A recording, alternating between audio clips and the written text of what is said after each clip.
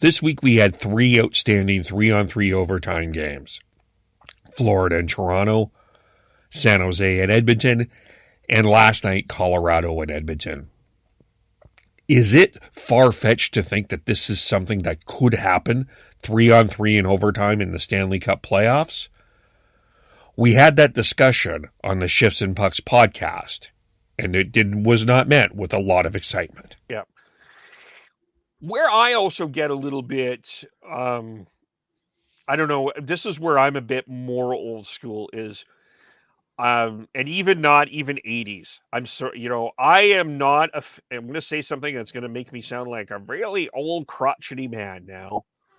I don't like 7-6 games. I have not been a fan of the high scoring games all the time. I don't necessarily think that Florida Toronto game is as exciting as it was.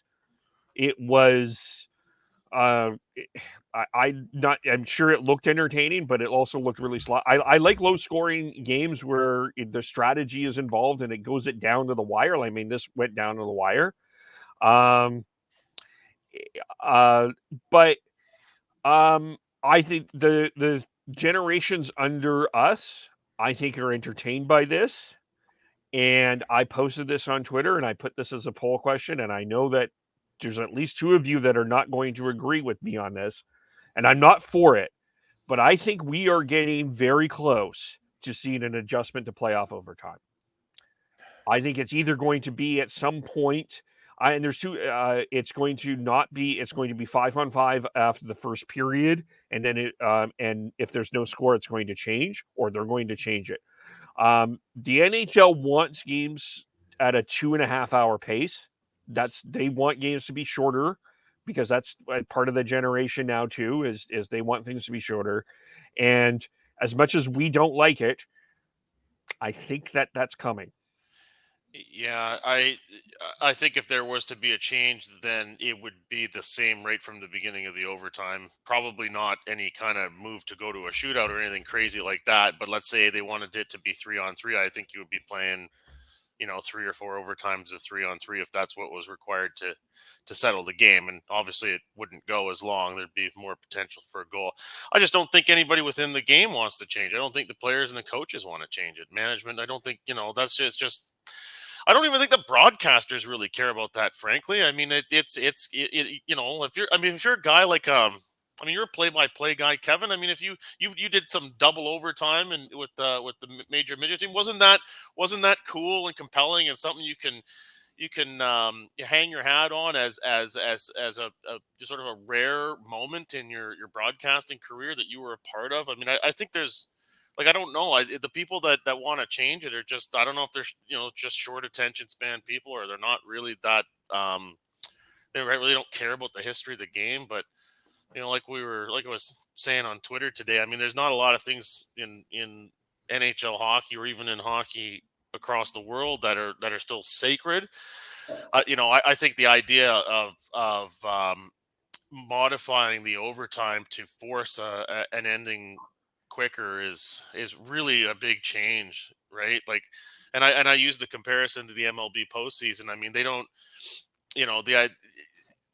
historically it's been, you keep playing by the same rules until they have a winner, and eventually through attrition, whether that's guys getting tired or just a mistake happens, the game ends.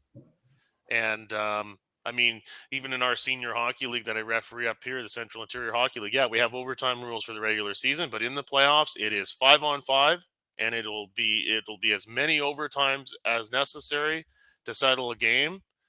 And like for me, it just, again, kind of a cool thing.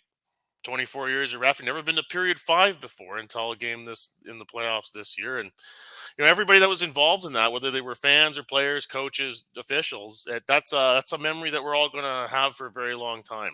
Yeah, I agree with you. There is something compelling about it. I love the lengthy.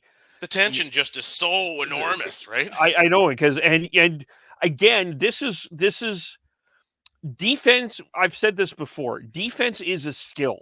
I think we assume that defense is not a skill. Defense and goaltending is a skill. It's not an offensive skill. It is a defensive skill, but it still takes skill and endurance. And that is deserved to me. Like to me, I would not. I don't want to go there, but I think I think that the generation past us are not interested in that anymore, and I think this. I need to fear learn that's what. patience. I'm sorry. I'm stepping in here. I'm going to be the crotchety old man here. They need to learn patience. They need to understand that the tension, everything, and the drama is there. And it's just this idea that you have to only have a TikTok length overtime is just bullshit.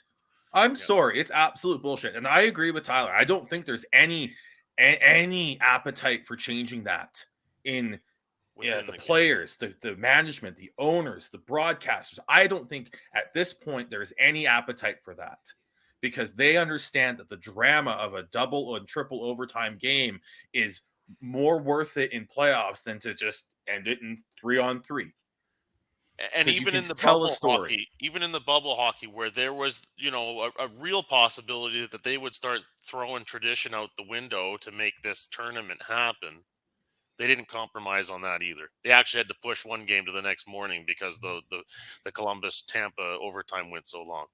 What do you think? Would you support 3-on-3 overtime in the Stanley Cup playoffs? Or some sort of hybrid? Let us know. Follow us on Twitter at Shifts and Pucks, Facebook.com Shifts and Pucks, YouTube.com Shifts and Pucks, Twitch.com Shifts and Pucks. Subscribe wherever you get your audio, as well as on the Area 51 Sports Network.